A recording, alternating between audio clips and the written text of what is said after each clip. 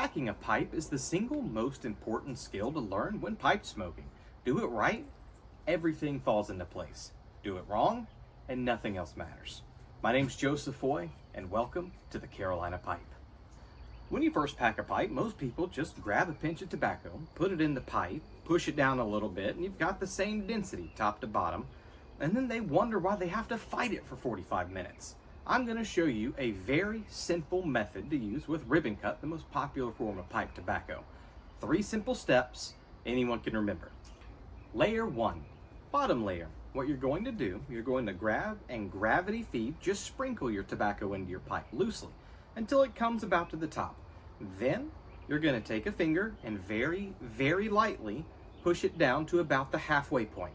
This is very light pressure. Layer number 2, you're going to take the same amount of tobacco and you're going to sprinkle it on top of your pipe until it mounds over the top of the bowl again. Then you're going to use more medium pressure. You're going to push it down until it's about 3/4 of the way down the side of your pipe.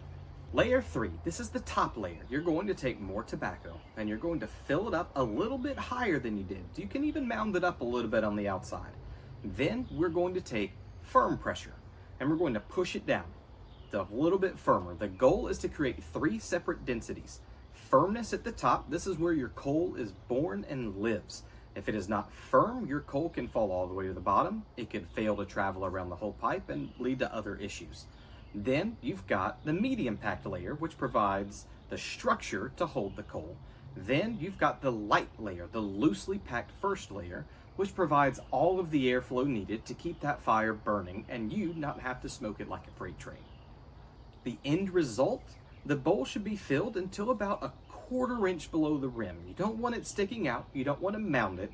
And what some people do, it's a little pro tip, they'll put their finger on top and they just twist the pipe. And all that's going to do is that's going to take those loose strands and it's going to kind of lock them down together.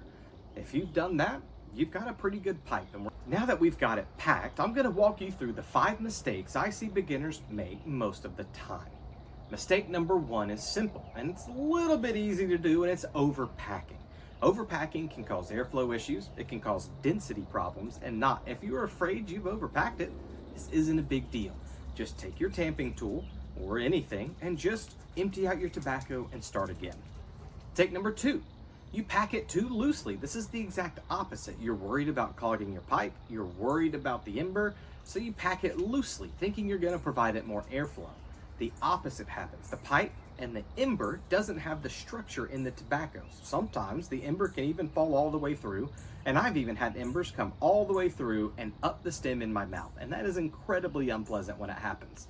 It is very common to do if it is underpacked. Very simple solution: if it's underpacked, just have more tobacco and just keep tamping down until you've got the loose, medium, and firm layer. Mistake number 3 is packing the same density throughout.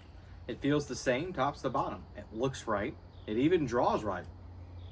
But it will always smoke wrong. Mistake number 4, and that's packing wet tobacco. Depending on the type you're smoking, English, aromatics, vapors, so on and so forth, they might be a little wet. Simple solution. Take it and lay it out for 10-15 minutes on a piece of paper or on a paper towel. Just sprinkle it and lay it even and let it dry. An easy way to tell is you should be able to pick it up in a clump and drop it, and it should barely hold and then lose its shape. If it falls loosely or crumbles, it's too dry. If the clump holds and drops, it's too wet. Too wet tobacco can lead to burn issues, uneven density distribution, and even tongue bite. And lastly, mistake number 5 is packing too quickly. This is a process that's meant to be taken slow. If you pack a pipe in 30 seconds, you'll wonder why it's not working right and you'll fight it. Take your time, spend a few minutes getting it right, and the next 45 minutes to an hour will be smooth sailing. Before you ever put a flame to the tobacco, you've got it packed right. We've been over the 5 mistakes. There's a way to test the draw. You're gonna put it in your mouth. You're gonna take a draw. It should feel like you're sucking water through a straw, or almost like a properly packed cigar. If it's too loose, like you have a straw and you're sucking air, your pack's too loose. If it's too tight and it's like a milkshake consistency, you're having to work at it, it's too tight. Too loose and too tight cause their own issues. Having water is perfect. Even if you need to practice with a cup of water and a straw, that is the perfect density, and I did that when I first started learning. Finally, you've got your draw and your pack is ready and you're ready to light. That is a whole separate topic that we're going to cover in another video. Please stay tuned. 3 layers, make sure your draw is correct. That's the foundation all of pipe smoking is built on. You get it right, everything falls into place. Tomorrow, I'm going to cover a topic called the breath method. Now, this is a topic you've seen discussed a lot on YouTube pipe community, but at the same time, it changed my life after 20 years of pipe smoking. So make sure you subscribe, like, and comment, and I'll see you tomorrow. Thanks. This is Joseph Foy with the Carolina Pipe.